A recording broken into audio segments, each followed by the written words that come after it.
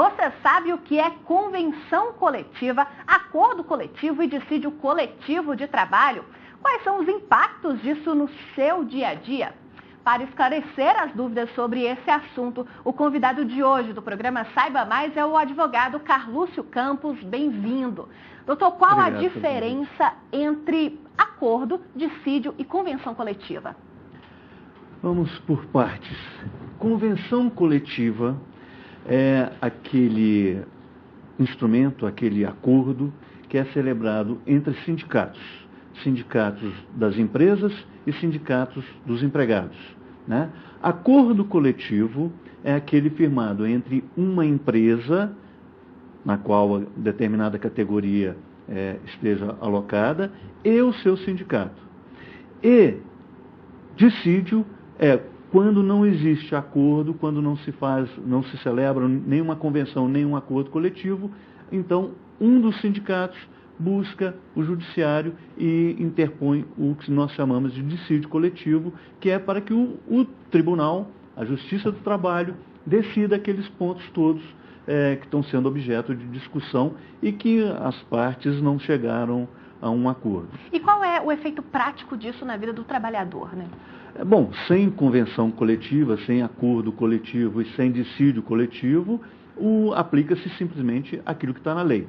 O objetivo da convenção, do acordo e do dissídio é que determinadas categorias negociem ou o judiciário determine e imponha vantagens além daquelas que estão previstas em lei. Por exemplo, dando um exemplo bastante prático, a Constituição prevê um adicional de 50% para as horas extras. E as convenções coletivas hoje em dia já prevêem 70% de adicional, 100% de adicional. Então, ou seja, os acordos, as convenções e os dissídios servem exatamente para isso. Dar um plus, um além, um mais àquilo que está previsto em lei. É sempre relacionado a questões salariais? Não, pode ser relacionado a tudo, desde que não seja contrário à lei. Certo? A lei é o mínimo, é o patamar mínimo. Dali em diante pode-se estabelecer tudo. Então, por exemplo, um outro exemplo, a estabilidade gestante, que pela Constituição é de 5 meses. A convenção, o acordo ou mesmo o dissídio podem prever prazos superiores a esses 5 meses. Adicional noturno, piso salarial, reajuste, database, condições de medicina e saúde do trabalhador, enfim, tudo pode ser previsto nesses instrumentos. E qual é o prazo de vigência de uma convenção coletiva, por exemplo? O prazo de vigência é de 2 anos, no máximo de 2 anos. Pode ser estabelecido menos, mas no máximo de 2 anos. Agora, ela pode ser depois prorrogada, sentam sindicatos e renegociam e estabelecem, olha, não chegamos a nenhum outro acordo além daquilo que já estava previsto. E aí prorrogam aquela convenção. Agora, Evelyn, uma coisa que é importante dizer é o seguinte, muita gente pensa que o fato de o meu sindicato firmar uma convenção coletiva, automaticamente todos aqueles direitos que estão previstos numa convenção coletiva me agasalham. Eu quero chamar a atenção para o seguinte, vamos supor que o Sindicato dos Vigilantes firme uma convenção coletiva com o Sindicato dos Bancos e prevejam ali naquele instrumento um reajuste de 10%, vamos supor. Então, todo vigilante vai ter um reajuste de 10%? Sim, aqueles que trabalham no banco. Aquele que trabalha numa outra empresa qualquer, como, por exemplo, numa escola, ele não vai ter esse reajuste, exceto se o sindicato das empresas de escolas e educandários firmarem também com o sindicato dos empregados, dos vigilantes, uma mesma convenção coletiva. Não sei se eu fui bastante claro. Ou seja, só faz efeitos, e aí sim, sobre todos, as convenções coletivas firmadas entre o sindicato dos empregados e aquele da categoria econômica. respectiva, ou seja, o banco firmou com os vigilantes. Então vai gerar efeitos entre esses dois. Não vai gerar efeitos contra quaisquer outros vigilantes que não trabalhem em bancos. O firmamento de uma convenção coletiva, um acordo, e o acordo coletivo também, ele tem a interferência do trabalhador diretamente ou o sindicato que pode manusear tudo isso? O sindicato reúne a categoria em assembleia e prevê e estabelece aquela pauta de reivindicações, né? E os trabalhadores reunidos em assembleia autorizam o sindicato a negociar aquela pauta de reivindicações. Então, ou seja, há sim a presença dos trabalhadores neste momento em que é elaborada a pauta, né, e é aprovada aquela pauta numa assembleia de trabalhadores que depois vai ser negociada com a categoria do seu patrão, com a categoria econômica. Doutor, explica pra gente, um acordo, ele prevalece sobre a convenção ou vice-versa? Como é que é essa diferença? O acordo, como eu disse antes, é feito entre a empresa e o sindicato dos empregados daquela categoria, que trabalham naquela determinada empresa. E a convenção coletiva é firmada entre sindicatos, sindicato das empresas e sindicato dos empregados. Por consequência, quando é firmado um acordo coletivo, este acordo significa que são tratados assuntos mais específicos daquela empresa e daqueles trabalhadores. Ou seja, o acordo coletivo abrange os empregados de uma empresa e o seu sindicato. Isso significa que existe uma proximidade maior, que eles estão mais conscientes da sua realidade, das suas dificuldades e das suas soluções. Então, por isso, o acordo coletivo, ele prevalece sobre as convenções coletivas. E mesmo que haja, por exemplo, a convenção coletiva estabelece um reajuste de salário de 10%, e o acordo coletivo estabelece um reajuste de 5%. Qual que prevalece? Prevalece o acordo coletivo porque o raciocínio é de que, no conjunto, aquele acordo coletivo foi mais benéfico aos empregados. E, às vezes, até é isso mesmo, porque, principalmente em tempos de crise econômica como a que a gente está vivendo, às vezes um reajuste menor do que aquele previsto na convenção coletiva é mais interessante para todos, para empregados e para empregadores, porque o princípio maior é a de prevalência do contrato de trabalho, do emprego. E não adianta você ter um reajuste de 10% e perder o emprego. Às vezes é preferível você ter um reajuste menor e continuar trabalhando. Então, por isso, o acordo coletivo, por essa condição fundamental de que há uma proximidade maior, de que ambos conhecem as suas realidades, é que o acordo coletivo prevalece sobre a convenção coletiva. Todo reajuste salarial precisa passar por esse processo? Precisa passar por um processo de negociação. Agora, se essa negociação se frustra, então aí o caminho é o dissídio coletivo. Porque desde o Plano Real, né, não existe mais a figura do reajuste automático de salário. Até o Plano Real, isso já vamos lá perto de 24 anos, nós tínhamos reajustes automáticos de salário de 3 em 3 meses, depois de 6 em 6 meses, depois até de 3 em 3 meses. E na data base da categoria, isto era negociado e isto era zerado, tinha que ser zerado. Mas a partir dali, do Plano Real, acabou o reajuste automático. Então, ou os empregados e empregadores sentam para negociar e firmam uma convenção ou um acordo coletivo, ou então, necessariamente, se não chegarem a um denominador comum, eles vão ter que procurar a justiça, e aí o caminho é o dissídio coletivo, que aí é quando o judiciário decide aquela questão toda. Isso funciona também para servidores públicos? Porque quando a gente fala em sindicato, enfim, trabalhadores, em acordo coletivo, a gente sempre imagina a iniciativa privada. Os servidores públicos, isso também se aplica? Não, no caso dos servidores não, porque para os servidores públicos os reajustes têm que estar previstos em lei. O poder os servidores públicos, de uma maneira geral, eles estão vinculados àquilo que a lei orçamentária prevê. E se não houver uma previsão de um reajuste ou de um aumento de salário, aí eles não poderão ter. É o que a gente está vendo agora, viu recentemente, no caso dos funcionários do Poder Judiciário, que entraram em greve, lutaram e não conseguiram, porque não havia previsão legal anterior e nem existe, pelo menos que eu saiba, uma previsão orçamentária para os anos seguintes. E o que acontece se um acordo coletivo ele não for cumprido?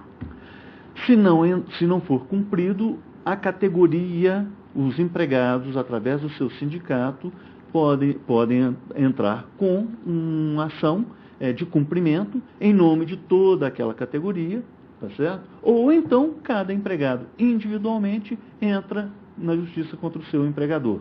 Ou o sindicato entra com uma ação coletiva contra aquela empresa que descumpriu a norma convencional ou o acordo, ou cada empregado busca o seu direito individualmente. Entendi. E qual o papel do Ministério Público do Trabalho nessa questão toda?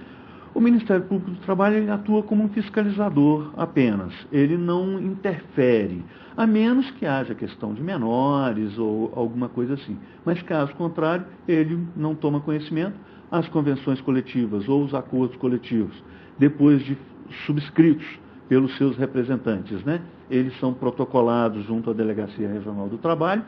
E o Ministério Público, se ele ver alguma ilegalidade, ele pode entrar com uma ação denunciando aquela cláusula ou até mesmo a convenção coletiva toda. Mas ele atua como um mero espectador, como um mero fiscal da lei, vendo se não existe nenhuma ilegalidade, se não existe nenhuma falcatrua, pode acontecer.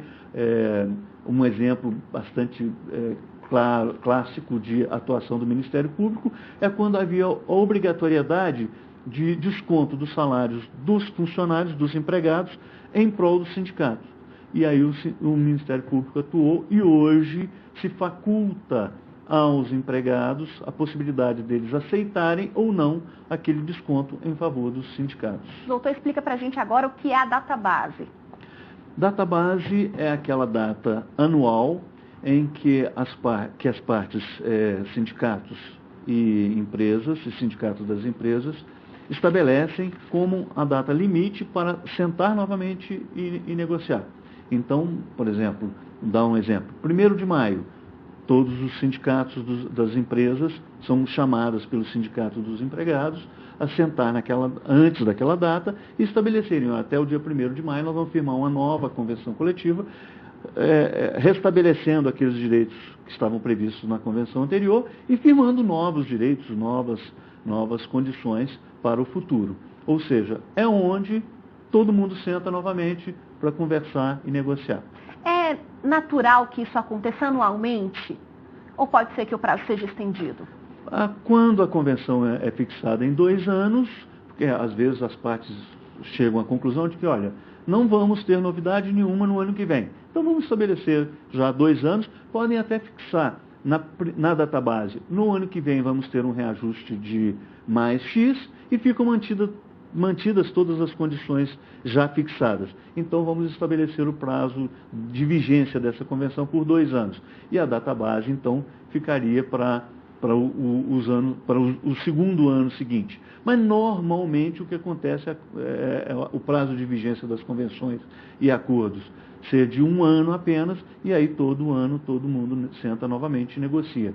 Até porque, com a insegurança de inflação que nós vivemos hoje e tudo mais, é até perigoso você fixar reajustes de salário, por exemplo, para o ano que vem, sem saber qual que vai ser a conjuntura econômica do país e até mesmo dos trabalhadores. Vejam, a crise, os trabalhadores que estão sendo dispensados, o número de desempregados hoje é muito grande. Então, o normal é que na database do ano seguinte, as partes se reúnam e conversem novamente. Existe a possibilidade disso acontecer antes do prazo de 1 ano, ou ter uma mudança ali durante o prazo de vigência? Pode, isso é perfeitamente possível. Provavelmente você e os telespectadores, de uma maneira geral, não vão se lembrar daqueles planos econômicos que haviam antigamente, plano Bresser, plano Verão, e até mesmo o plano real, que pegava todo mundo no meio do caminho. Uma convenção coletiva estava vigendo e no meio vinha um plano que mudava tudo, né? Então, diante desta nova realidade, é possível sim que as partes sentem e conversem e renegociem aquilo que foi fixado. Agora, mais um daqueles nossos exemplos práticos, né? Se um trabalhador ele é demitido pouco antes da convenção coletiva ou do acordo coletivo ser homologado, ele recebe os direitos dele ali em relação ao anterior ou ao próximo? A lei diz o seguinte: o aviso prévio integra o tempo de serviço do trabalhador para todos os efeitos legais. Então, se na vigência do aviso prévio, no período do aviso prévio, houve uma negociação coletiva estabelecendo um novo salário, por exemplo, um reajuste, então o trabalhador vai ter o direito de receber a sua rescisão contratual com o salário ou com o piso salarial fixado naquela nova convenção coletiva que pegou a vigência do período do aviso prévio. Para evitar que os empregadores demitissem os empregados às vésperas do reajuste de salário da database, né, existe uma súmula do TST que diz o seguinte: os empregados que forem demitidos nos 30 dias que antecedem a database têm direito a uma indenização correspondente ao seu salário. Ou seja, ainda que, vamos supor, o trabalhador é demitido 60 dias antes da database, tá? Ou seja, com a projeção do aviso prévio, ele vai lá para 30 dias antes da database. Mas o aviso prévio não pegou o novo reajuste, certo? Então, para evitar isso, é que o TST editou essa súmula, prevendo que os trabalhadores terão direito a essa indenização correspondente a um salário. E isso era muito importante, principalmente nos tempos em que a gente tinha uma inflação galopante. Eu, particularmente, acho que a história, o Plano Real, que já completou 24 anos, já deveria, o TST já deveria ter revisto esta súmula. Porque nós não vivemos mais aquela inflação galopante, os empregadores não têm mais aquela ânsia de demitir os seus empregados nos 30 dias que antecedem a database. Mas, de qualquer forma, ainda é um entendimento que prevalece no TST e que tem que ser observado. O trabalhador temporário, ele também tem direito ao acordo coletivo? Sim, como qualquer outro trabalhador. Ele é temporário, porque temporário só por conta de um prazo estabelecido no seu contrato de trabalho. Mas todas as condições de trabalho que estejam previstas na convenção ou no acordo coletivo ou num dissídio coletivo atingem aquele trabalhador ou beneficiam aquele trabalhador temporário também. Ele é um trabalhador como qualquer outro? Como qualquer um outro. A única diferença é que o trabalho dele é temporário. O programa Saiba Mais está chegando ao fim. Eu agradeço a participação do advogado Carlúcio Campos. Muito obrigada pela companhia. Até mais.